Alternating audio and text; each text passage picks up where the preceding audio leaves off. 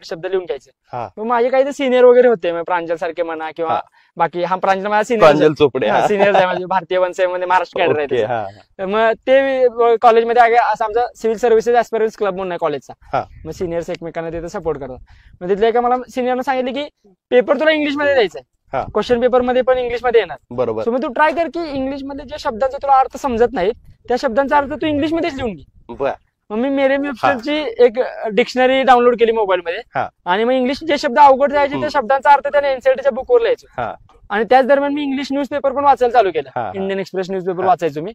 So मग ते newspaper वाचणं, कधी कधी इंग्लिश मूव्ही इतकं जमलं नाही मला बघायला, माझी रूममेट बघायची ऍक्च्युली, पण मला ते काही जमलं नाही आणि मला ते आवडलं पण नाही.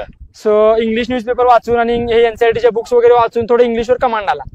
सो लास्ट इयरला एक सिच्युएशन आली की प्लेसमेंटला बसायचं आहे की नाही बसायचं. मी झेडएस असोसिएट्सचा हे दिली, एफटी दिली. एफटी क्रॅक झाली माझी. पण मग एफटी दिल्यानंतर आणि एफटीचा रिझल्ट लागूपर्यंत त्या फेज मध्ये असं डिसाईड केलं की मी यानंतरच्या कोणत्याच एफटीला बसणार नाही. अरे बापरे.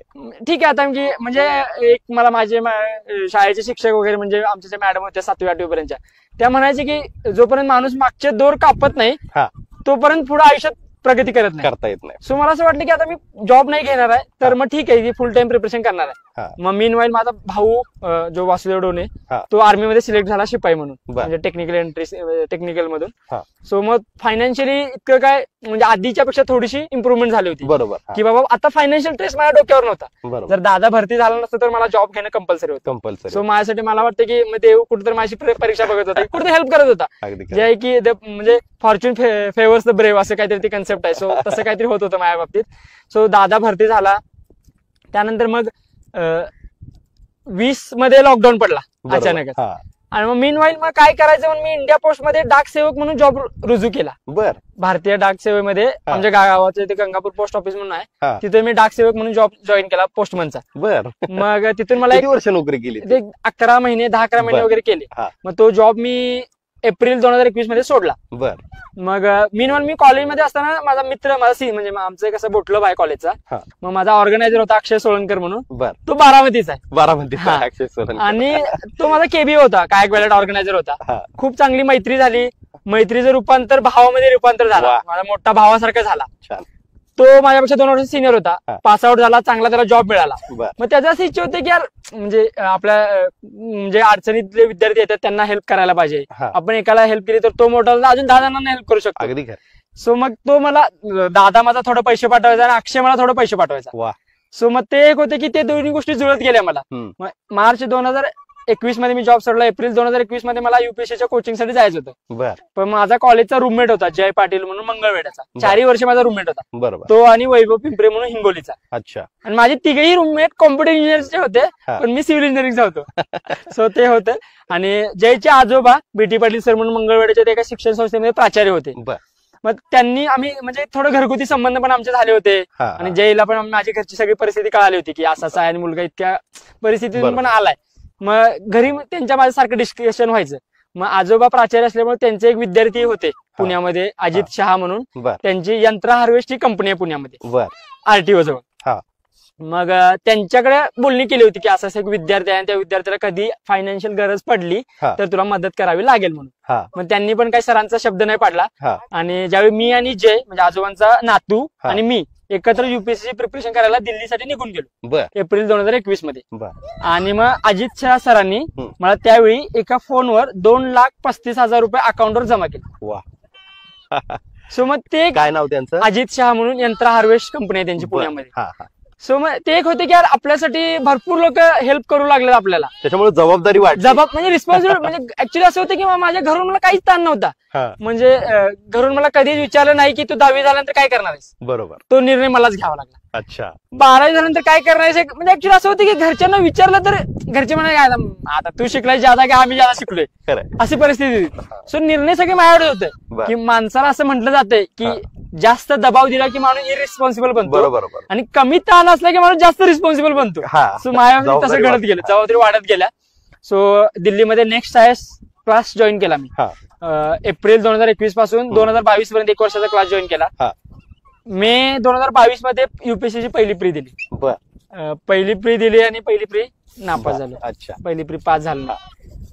तो फर्स्ट अटेम्प्ट होता माझा. पण त्याच वर्षी सीडीएस ची प्री दिली मी. कंबाईंड डिफेन्स सर्व्हिसेस म्हणून लेफ्टनंट म्हणून आर्मी मध्ये जॉईन व्हायची प्री दिली होती. ती प्री निघाली माझी. आणि माझा सीडीएसचा इंटरव्ह्यू होता.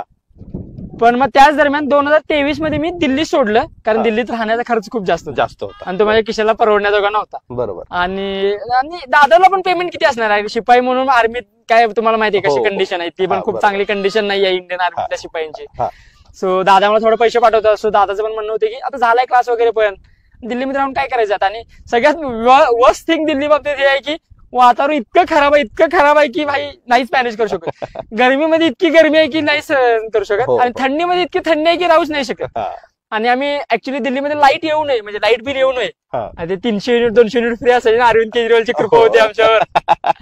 आणि 300 युनिटच्या पुढे क्रॉस होऊ नये म्हणून आम्ही एसी पण नाही लावायचो. सो ते आम्ही झालं थोडं मॅनेज झालो. मग फेब्रुवारी दिल्ली सोडली मी. मग त्या मीनवाईल पिरियड मध्ये मेन्सचा थोडी प्रिपरेशन केली.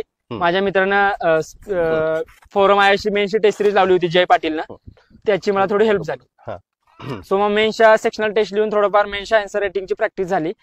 मग फेब्रुवारी 2023 मध्ये ज्ञान प्रबोधिनी पुण्यामध्ये मला ऍडमिशन पाहिजे होते. आणि पण मग ऍडमिशन ज्ञान प्रबोधिनीमध्ये मिळणं म्हणजे खूप कठीण टास्क होता.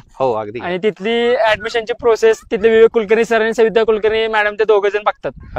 आणि म्हणजे असं आहे की त्यांचं स्वतः ते इंटरव्ह्यू घेतात विद्यार्थ्याचा. म्हणजे स्टडी रूमला ऍडमिशन देण्याची त्यांची अनोखी प्रोसेस आहे.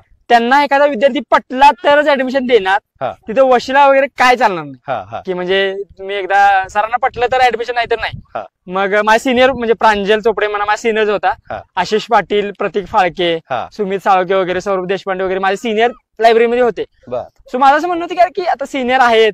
आणि सीव्हीपीच्या मुलांचं कसं आहे की एक 4 वर्ष त्याच मुलांच्या मध्ये राहिल्यानंतर एक आयक्यू डेव्हलप होतो. नंतर असं होतं की बाकीच्या मुलांच्या मध्ये थोडं मिक्सअप होणं डिफिकल्ट होऊन जातं. बरोबर. मग थोडं वाटलं की यार सिनियर आहे, थोडं मार्गदर्शन पण करतील. प्रांजलला सांगितलं की यार थोडं तू बोल सरांशी. मग प्रांजल सरांशी बोलला, थोडं विवेक कुलकर्णी सरांशी. आणि मग सरांनी भेटायला मला बोलवलं. मग माझं प्रीचं वगैरे मार्क प्रोबेबल त्यावेळी रिझल्ट लागला नव्हता, कारण युपीएससीचं असं आहे की प्री आता दिली की पुढच्या वर्षी रिझल्ट लागतो. मग सरांनी मला विचारलं, मग सरांनी मला ऍडमिशन दिलं. ऍडमिशन दिल्यावर मला खूप भारी वाटलं, कारण सगळे मला विचारायचे की भाई तुझी प्री वगैरे क्लिअर नाही झाली तरी सरांनी तुला कसं काय ऍडमिशन दिलं. मला ऍक्च्युअली त्यावेळी काहीच कळलं नाही. मग मी सर्वांना म्हणायची काय माहिती राव कसं काय ऍडमिशन दिलं, मला सरांनी काय माझ्यात बघितलं काय माहित नव्हतं. सो 2000 मग माझा सीडीएसची जी मी प्री दिली होती त्याचा इंटरव्ह्यू माझा एप्रिल 2023 मध्ये होता. आणि माझी